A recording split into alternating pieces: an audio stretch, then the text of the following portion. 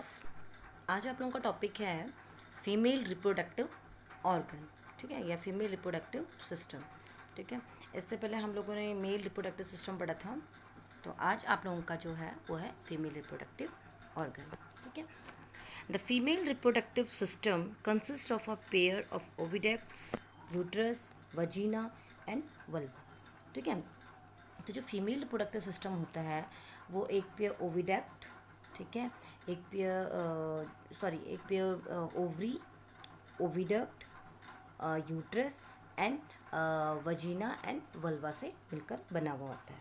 ठीक है, the main function of the female reproductive system are to produce egg, receive the sperm, provide the site for fertilization, implantation of the growing embryo and development of the fetus। ठीक है, main function होता है female reproductive system का, क्या होता है वो, सबसे पहले तो क्या होता है कि एग को प्रोड्यूस करना, ठीक है, दूसरा है स्पर्म्स को रिसीव करना जो मेल से आ रहे हैं, ओके, तीसरा है आपका जो फर्टिलाइजेशन की जो साइट होती है, मतलब फर्टिलाइजेशन कहाँ पे होगा, ठीक है, तो ये भी फीमेल रिप्रोडक्टिव सिस्टम ही देता है। ओके, इम्प्लांटेशन की जो अब जो एम्ब्रियो जो बनाया उसका इम्प्लांट कहाँ पे करना है, ठीक है, और है development of the zygote, sorry foetus, तो डेवलपमेंट हो रहा है जो जो बेबी जो आपका बनेगा वो उसका डेवलपमेंट कैसा होगा। ठीक है, उसके बाद है it also produce hormones that control the various stages of ovulation and maintenance of pregnancy. ठीक है, ये क्या होता है, इसके अलावा जो फीमेल रिप्रोडक्टिव सिस्टम होता है, ठीक है, ये हार्मोन्स भी प्रोड्यूस होते हैं इसमें, ठीक है, जो क्या करते हैं ओव्यूलेशन की जो स्टेज होती है उसको कंट्रोल करते हैं और जो प्रेगनेंसी होती है उसको मेंटेन करके रखते हैं। ठीक है, तो इसमें जो सबसे पहला पार्ट होता है फीमेल रिप्रोडक्टिव सिस्टम में वो होता है आपका ओवरीज।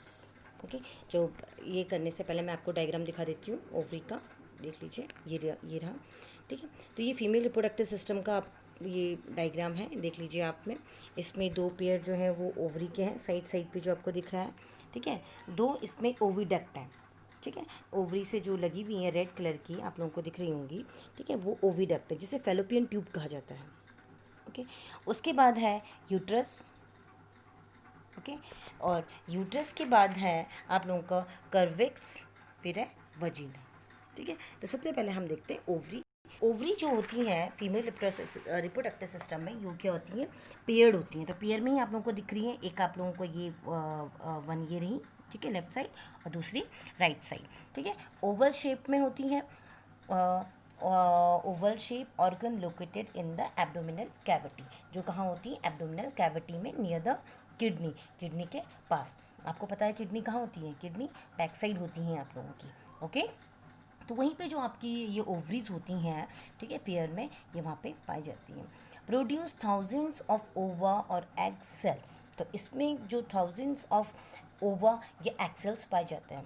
तो ये स्टार्ट करने से पहले बच्चों, मैं आपको लोगों को एक चीज़ बताना चाहती हूँ कि जब फीमेल जो कोई गर्ल जो पैदा होती है, तो क्या होता है कि बचपन से ही जो ये ओवरी होती हैं, तो पता ही आप लोगों को कि ये बचपन से उसमें होती हैं, ठीक है, और इसमें मिलियंस ऑफ जो एग होते हैं वो, मतलब छोटे से ही, जब लड़की छोटी है उसी समय से क्या होते हैं ये एग्स बनने स्टार्ट हो जाते हैं।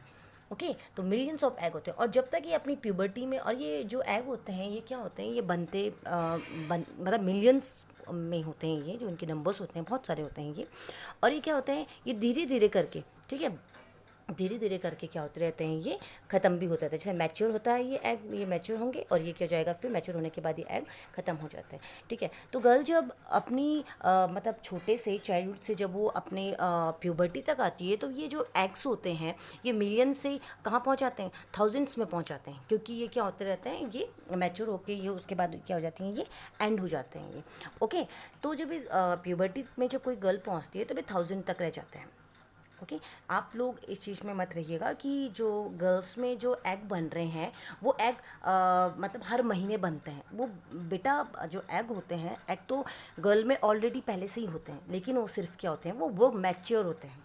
ठीक है, तो 1000 जो एग होते हैं, देखिए जो बॉयज़ होता है, बॉयज़ में तो क्या होता है, स्पर्म हर बार बनता रहता है, ठीक है, बॉयज़ में स्पर्म हर बार बनते रहते हैं, मतलब उनमें स्पर्म ये नहीं है कि बचपन से बने हुए हैं तो वो अब मैच्योर होंगे तो वो स्पर्म्स मतलब बॉयज़ में होंगे, ऐसा नहीं होता। बॉयज़ में स्पर्म्स बनते रहते हैं और ख़त्म होते रहते हैं, लेकिन गर्ल्स में ऐसा नहीं होता है। गर्ल्स में क्या होता है कि जो एग जो होते हैं वो गर्ल्स की बचपन से ही बने हुए होते हैं, लेकिन वो जब वो प्यूबर्टी में आती है तब वो मिलियंस से कहाँ पहुँच जाते हैं, थाउजेंड्स में पहुँच जाते हैं, क्योंकि हर मंथ में आप लोगों को पता है कि जो ओव्यूलेशन जब होता है तो हर मंथ में एक एग मैच्योर होता है और वो उसके बाद ख़त्म हो जाता है। ओके, तो वैसे ही जो होता है, ये जो एग होते हैं ये मिलियन से कहाँ पहुँच जाते हैं, आप लोगों के थाउजेंड्स में पहुँच जाते हैं, और धीरे धीरे करके ये थाउजेंड से भी क्या हो जाते हैं, बाद में ख़त्म हो जाता है। ठीक है, तो एक टाइम ऐसा होता है जब लेडीज़ में क्या होता है कि जो एग होते हैं ये बिल्कुल फिनिश हो जाते हैं। ठीक है, तो वो जो स्टेज होती है उसे मेनोपॉज कहा जाता है। ठीक है, तो जी हैं, तो इसमें क्या होता है कि हर मंथ, ठीक है, ये जो एक ओवरी है हर मंथ ये क्या करती है, एक ओवा निकालती है।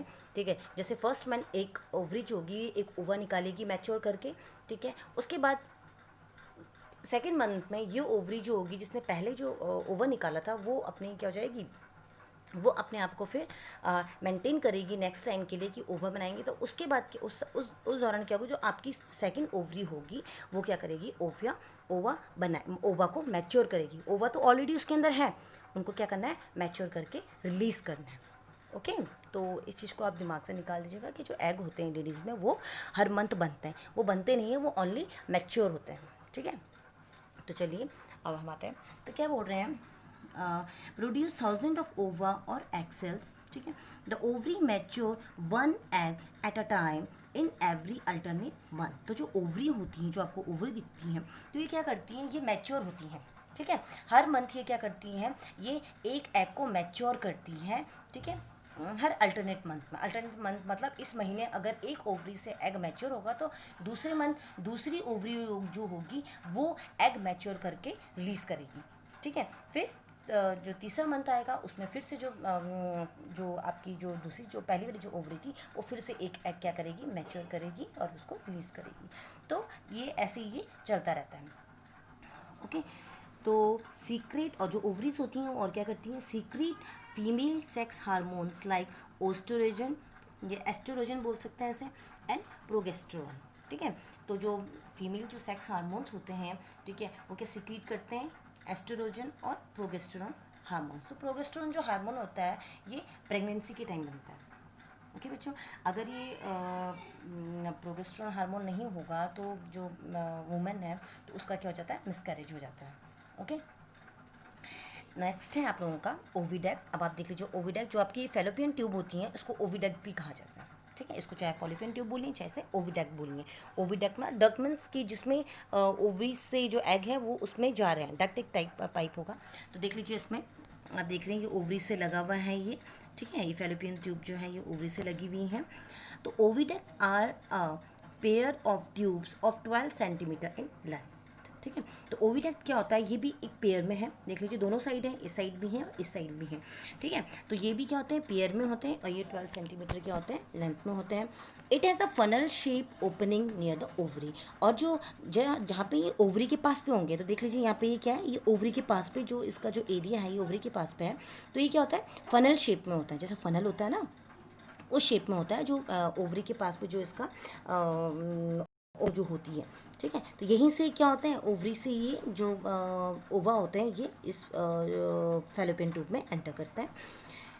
कैरीज ओवा और egg from ovary to the uterus. तो ये क्या करती हैं, ये जो फेलोपियन ट्यूब है, अब देख लीजिए इसमें फेलोपियन ट्यूब ही क्या करती है, जो एग होता है उसको कहाँ से, ओवरी से कहाँ ले जाती है, वो यूट्रस में ले जाती है। तो ये यूट्रस है आप लोगों का। ठीक है, जहाँ पे येलो येलो सा आपको पार्ट दिख रहा है।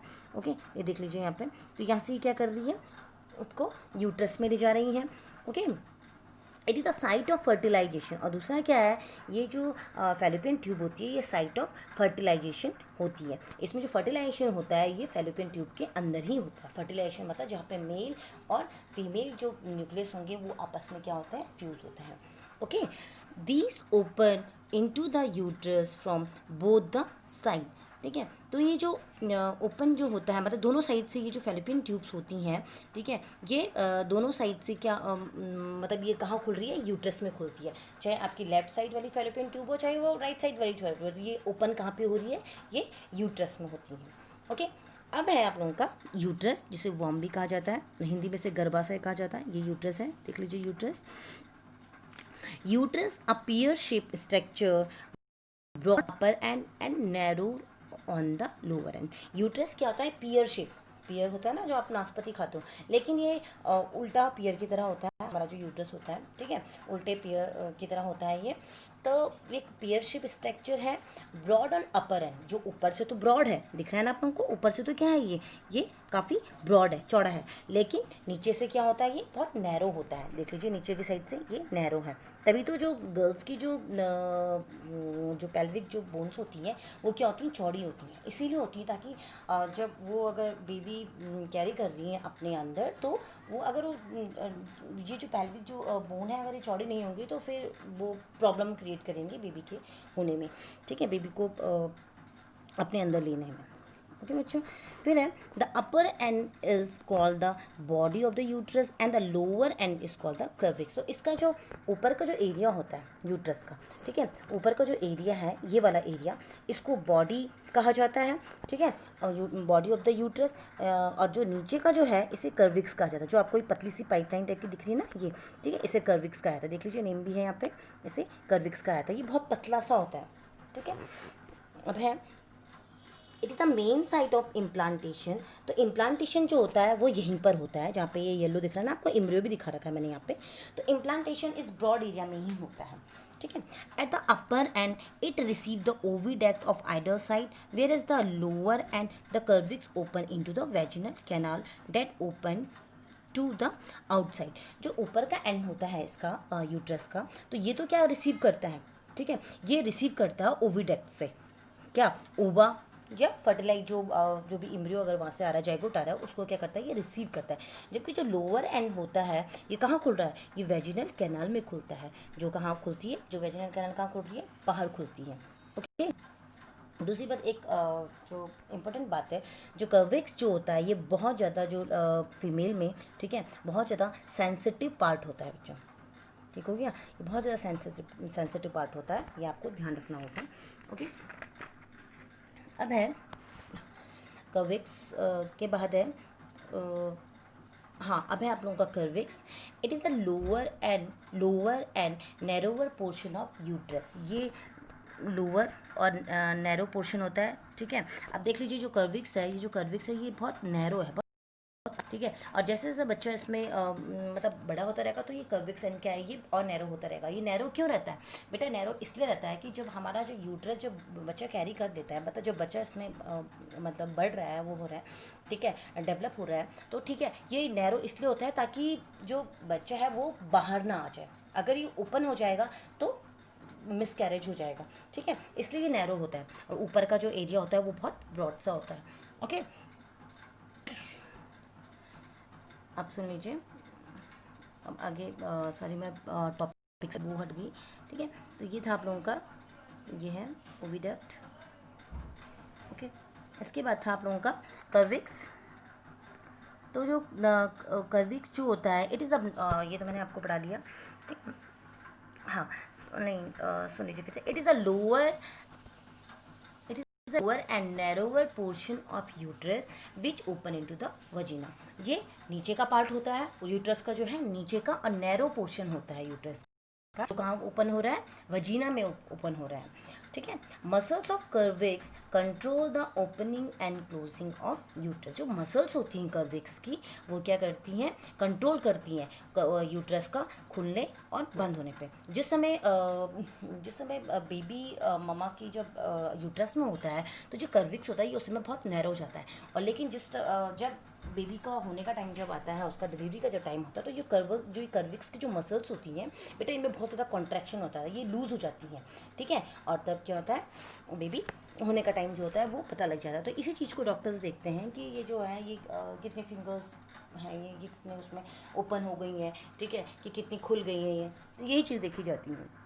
अब इसके बाद वजीना जो होता है इट इज़ 9 सेंटीमीटर लॉन्ग। वजीना जो 9 सेंटीमीटर लॉन्ग होती हैं, receive the sperm from the male partner. तो वजीना ही एक वो पार्ट है जो क्या कर रही है, मेल पार्टनर से क्या कर रही है, स्पर्म्स को रिसीव कर रही हैं, ठीक है। तीसरा है आप लोगों का, इन्वॉल्वमेंट ऑफ वजीना इज एसिडिक।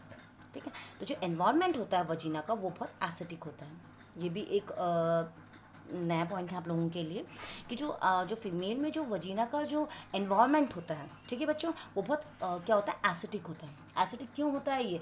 क्योंकि एसिडिक इसलिए होता है ताकि जो ये बैक्टीरिया जो बॉडी के अंदर मतलब जैसे हमारा जो स्टोमक है, क्यों वो एसिडिक है? ताकि जर्म्स वहाँ ना आ सके, ठीक है। तो वही है कि वजीना एसिडिक इसीलिए होती है क्योंकि वहाँ लैक्टोबैसिलस और भी जो बैक्टीरिया जो मतलब वो है, ठीक है, वो हमारे वजीना में क्या होते हैं, बनते हैं। ओके, तो लैक्टोबैसिलस जो है तो वो वहाँ पे बनते हैं आप लोगों के, और कुछ और भी हैं, कुछ सिम्बायोटिक जो बैक्टीरिया हैं वो वहाँ पे पाए जाते हैं। इसीलिए जो वहाँ का एनवायरनमेंट होता है वो क्या होता है, एसिडिक होता है। ओके, तीसरा है सर्व बर्थ कैनाल, ठीक है। और जो क्या होती है, जो बर्थ कैनाल को क्या दे रही है, ये एक क्या दे रही है, ठीक है। तो जो बर्थ कैनाल मतलब जो बच्चा जो होता है वो आपका क्या है, यहीं से निकलता है, ठीक है। तो आप लोगों का जो ये टॉपिक है, ये आप लोगों का फीमेल रिप्रोडक्टिव सिस्टम, ये यहाँ पे आप लोगों का क्लियर हो गया। इसके आगे जो अब जो पढ़ेंगे हम, अब पढ़ेंगे हम इसके बाद फर्टिलाइजेशन एंड पोस्ट फर्टिलाइजेशन, ठीक है बच्चों। तो आप लोग ये डायग्राम भी बना लीजिएगा जो मैंने अभी आप लोगों को दिखाया था यहाँ पे, ठीक है। ये डायग्राम भी आप लोग बना लेंगे इसमें। इसके बाद हम जो नया टॉपिक जो पढ़ेंगे, फर्टिलाइजेशन एंड पोस्ट फर्टिलाइजेशन, और इससे रिलेटेड अगर आपको कोई प्रॉब्लम आती है तो प्लीज़ मुझसे पूछ लीजिएगा। ओके, चलिए, okay, thank you so much.